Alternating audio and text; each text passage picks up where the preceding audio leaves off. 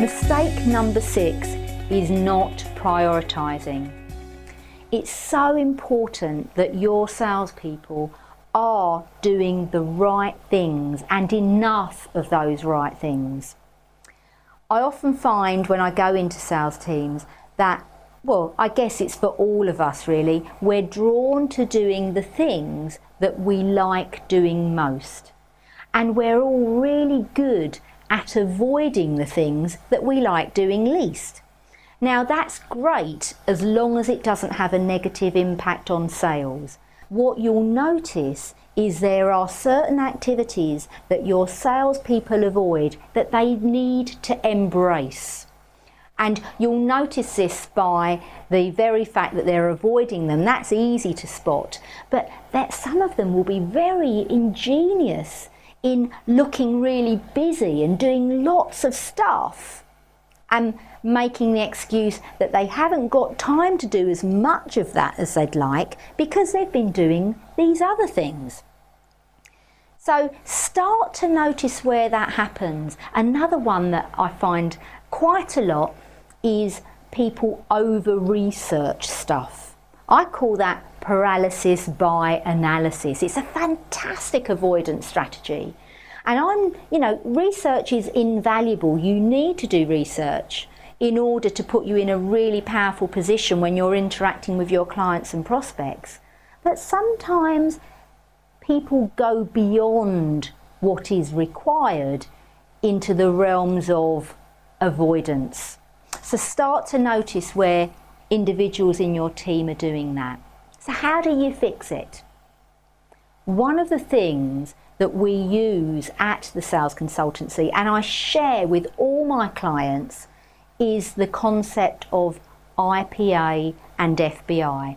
What are these? IPA is an acronym and it's income producing activity. We really focus ourselves and our clients on doing as much IPA as they possibly can. It's what generates sales opportunities, and it is what comes before the sale. So it's all the relationship building, prospecting, identifying opportunities, creating powerful emails. It's all of that stuff. What happens after the sale is servicing the client. And whilst it's really important, it's not income producing activity. So the salesperson's role sometimes gets sucked into that, and they're spending more time on that than they are on the income producing activity. And your role really is to analyse how they're spending their time and push them towards spending more time on IPA. Now there's always plenty of IPA to do. So how do you prioritise that they're doing the right IPA? And that's FBI, fastest business impact. It's really just a check.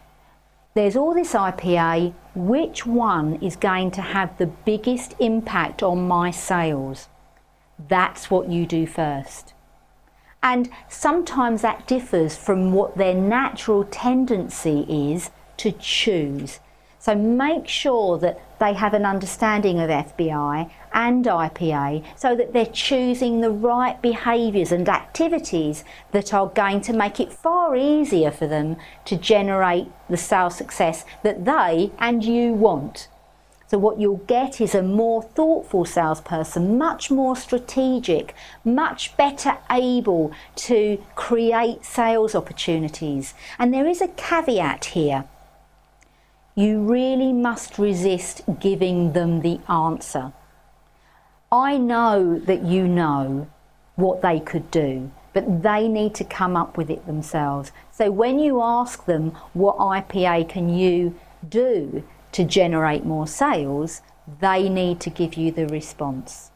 And then that creates much more of a self-fulfilling prophecy, much more drive to achieve those things. So happy FBI and IPA.